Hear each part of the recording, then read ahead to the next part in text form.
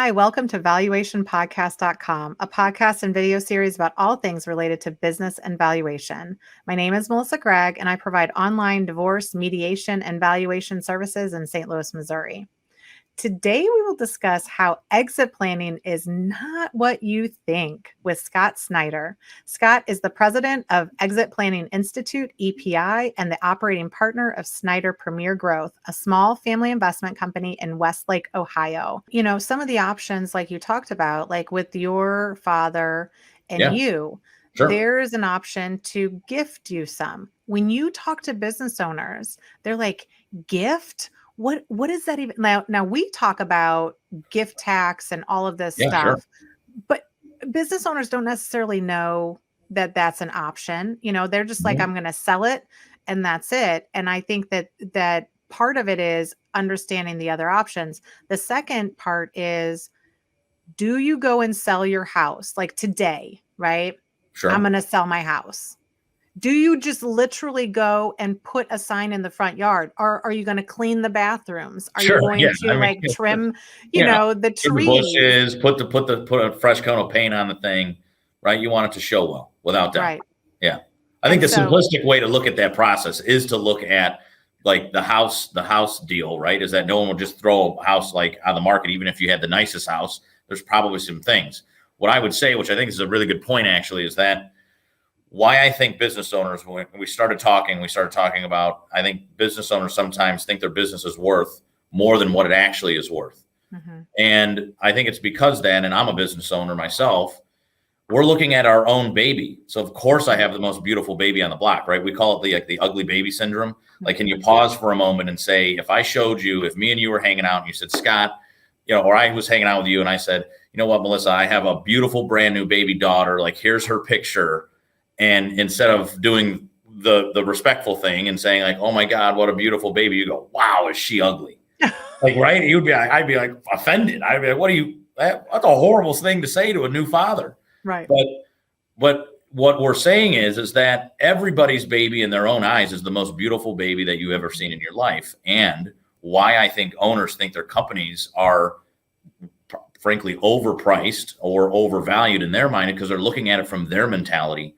Right. What we teach and what our part is the exit planning mindset or definition is, you're looking at exit planning always from a buyer's perspective. And that includes, when you alluded to my family business with me and my dad, that includes transitioning to generations. Mm-hmm. A lot of people will pause me here and go, well, okay, I get that you need to look at it from a buyer's mentality, a buyer's perspective when you're selling to a third party. I get that.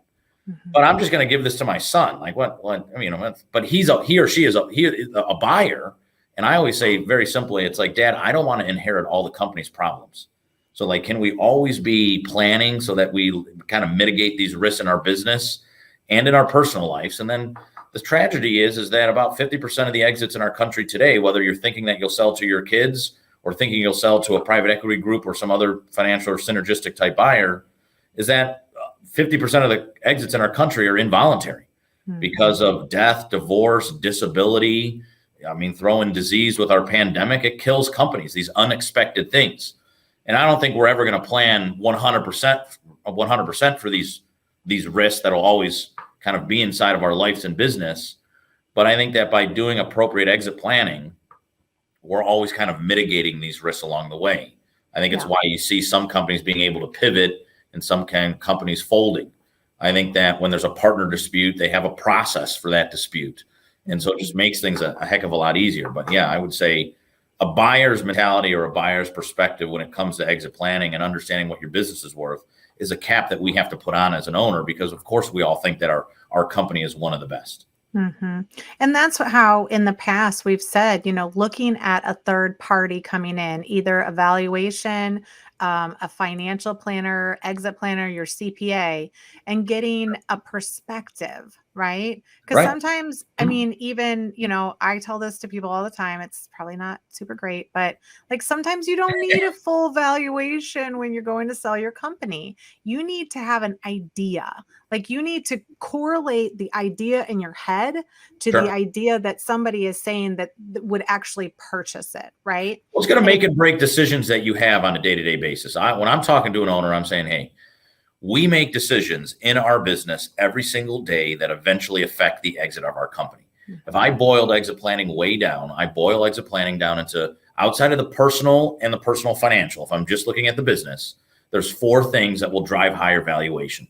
I think that it's what we call the 4 C's: human capital, structural capital, social capital, which is your culture, and customer capital. And if we can strengthen and mitigate risk in those 4 C's, our business will be more predictable, more scalable, and be decentralized from us, the owner. And that becomes a very valuable company for a lot of buyers.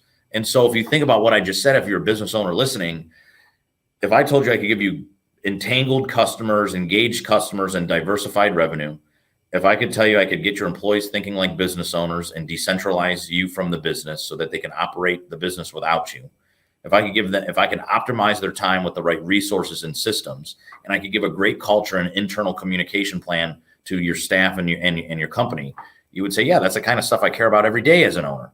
Well, that's what I'm saying, is that the same stuff that makes a business very valuable is the same stuff that we're trying to go into our businesses every single day and do. So to me, like the driving message for owners for me is that exit strategy is business strategy. There's really nothing different. Is that whether you're a 25-year-old entrepreneur just starting out or a 70-year-old entrepreneur trying to exit and harvest value, we need to bring exit planning into the present, because we'll be dropping more net profit to the bottom line today while building a valuable company for tomorrow. And that's really what exit planning for me is all about. It's about focusing on the right now, not some point in the future. Like, if your house really needs to be power washed and painted, why wait till when you're going to sell it? It looks like crap today. You probably should just get it done.